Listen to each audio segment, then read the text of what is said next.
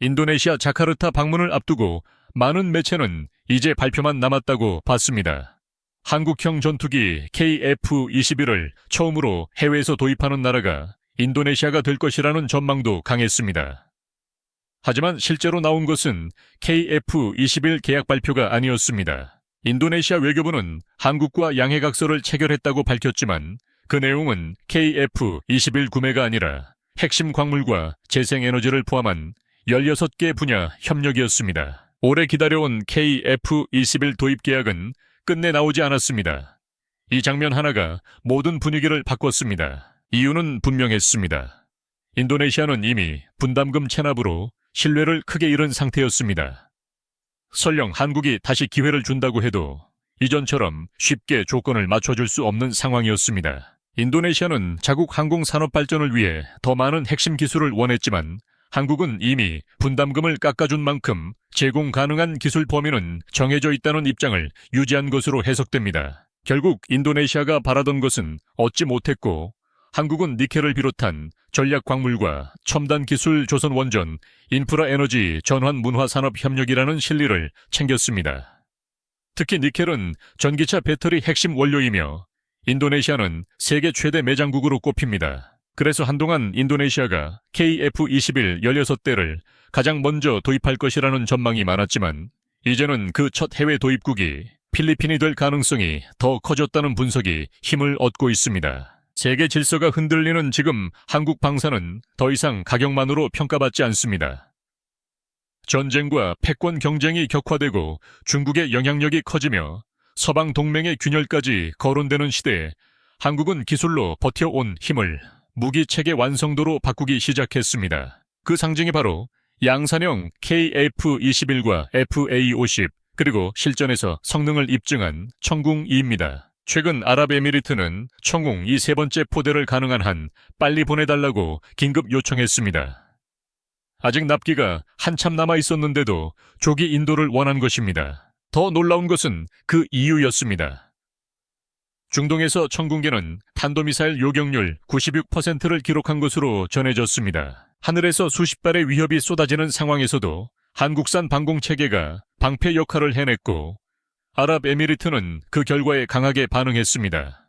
단순히 무기를 더 사고 싶다는 수준이 아니었습니다. 전쟁의 중간 단계에서 방공망 공백을 메우기 위해 시스템이 완전히 설치되기도 전에 당장 쓸 미사일부터 먼저 보내달라고 요청한 것입니다. 여기서 주목해야 할 핵심은 한국의 콜드런치 기술입니다. 이 기술은 발사관 안에서 바로 점화하지 않고 가스 압력으로 미사일을 공중으로 밀어 올린 뒤 하늘에서 엔진을 켜는 방식입니다. 장점은 분명합니다. 발사대를 보호할 수 있고 360도 전 방향 즉시 교전이 가능합니다. 하지만 위험성도 극단적입니다. 사출 공중 점화 방향 전환 타이밍 가운데 하나만 어긋나도 미사일이 발사대 위로 추락하거나 민간 지역으로 날아갈 수 있습니다. 그래서 러시아 S-300 같은 체계도 이런 문제로 자주 지적돼 왔습니다. 그런데 한국은 이 극한 기술을 청궁2에서 실전 수준으로 완성했습니다. 중동의 사막 환경은 콜드런치에 특히 가혹합니다. 기온이 50도를 넘으면 가스 팽창 속도가 달라지고 사출 압력 조절이 더 어려워집니다. 모래 폭풍과 미세먼지는 피스톤 마찰을 바꾸어 점화 타이밍까지 흔들 수 있습니다. 실제로 러시아 S-300은 알제리의 뜨거운 사막 환경에서 훈련 중 엔진 점화에 실패해 발사대 아래로 추락하며 장비를 망가뜨린 사례가 거론됩니다. 반면 한국은 사막 환경을 모사한 대형 환경 챔버에서 수만 번의 가혹 시험을 진행했고 온도 변화에 따른 가스 압력을 0.001 초 단위로 계산하며 디지털 센서와 온습도 보정 알고리즘까지 체계에 반영했습니다. 그 결과 천군기는 중동의 열기와 습기 모래먼지 속에서도 60여 발을 연속 발사하며 단 한 번의 실패 없이 콜드런치에 성공한 것으로 소개됩니다. 이 성과는 천궁2에서 끝나지 않습니다. 현무5 같은 초대형 미사일에도 그대로 이어집니다. 현무5는 약 40통읍으로 미국 대륙간 탄도미사일과 맞먹는 급으로 묘사되는데도 여전히 콜드런치를 사용합니다. 이유는 간단합니다. 파괴력과 화염이 너무 커서 발사관 안에서 직접 점화하면 발사대 자체가 손상될 수 있기 때문입니다. 게다가 지상 이동식 발사대의 은밀성을 높이는 데도 유리합니다. 직접 점화하면 거대한 먼지 기둥이 치솟아 위치가 드러나지만 콜드런치는 공중 점화 방식이라 노출을 줄일 수 있습니다. 잠수함 발사 탄도미사일도 마찬가지입니다.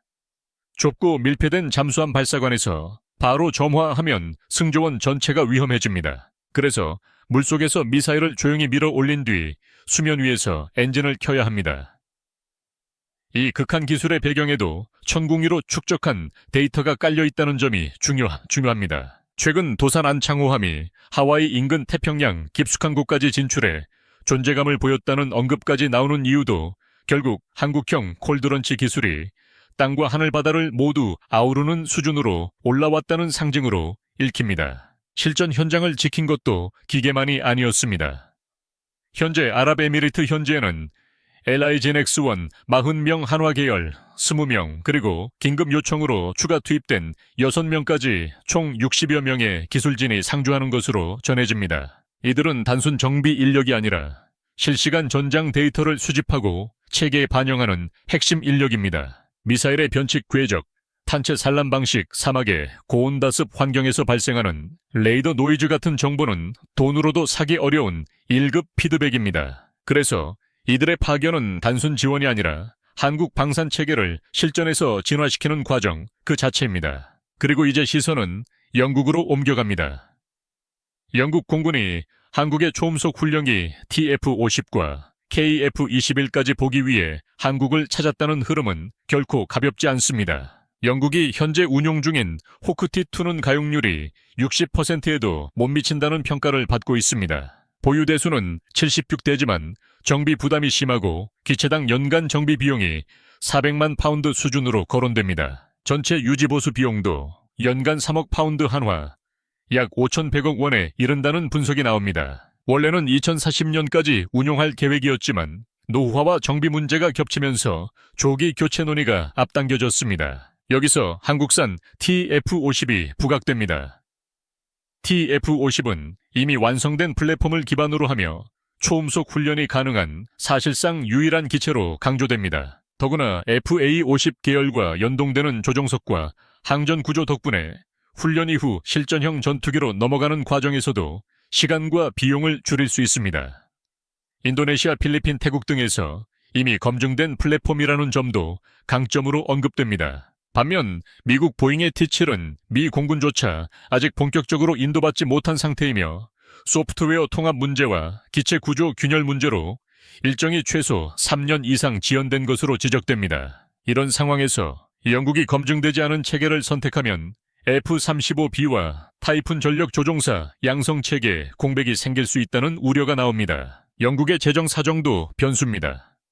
국방비는 국내 총생산 대비 2%를 조금 넘는 수준을 유지하고 있지만 6세대 전투기 개발, 핵잠수함, 항공모함 전력 유지까지 동시에 감당해야 합니다.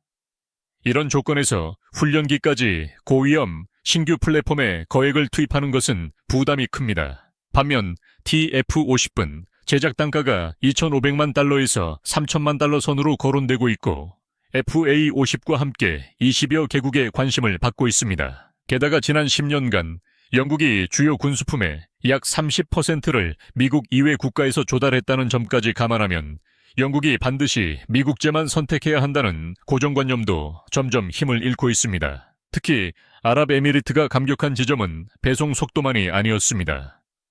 발사대와 통제체계가 완전히 깔리기도 전에 당장 필요한 미사일부터 먼저 공수해준 대응 방식 자체가 강한 인상을 남겼습니다. 미국산 패트리엇을 추가 주문했다면 서류 절차와 생산 대기만으로도 수년이 걸릴 수 있지만 한국은 계약국의 방공망 공백 가능성을 보고 즉시 전력화가 가능한 방향으로 움직였다는 설명이 붙습니다. 그래서 현지에서는 한국을 단순한 판매자가 아니라 실제 위기 상황에서 함께 버텨주는 파트너로 받아들이기 시작했다는 평가까지 나옵니다. 이 과정에서 현장 파견을 둘러싼 논란도 있었습니다.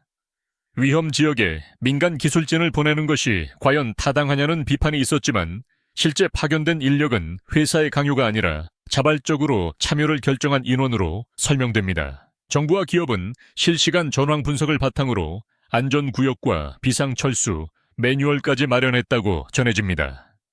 냉정하게 보면 이들의 헌신은 한국 방산에 엄청난 자산을 남깁니다. 실험실 시뮬레이션으로는 포착하기 어려운 변수, 즉 실제 전장에서 발생하는 궤적 변화와 환경 잡음 탐지, 신호의 흔들림이 모두 소프트웨어 개선 자료로 축적되기 때문입니다. 그래서 이번 흐름은 단순한 수출 뉴스가 아닙니다.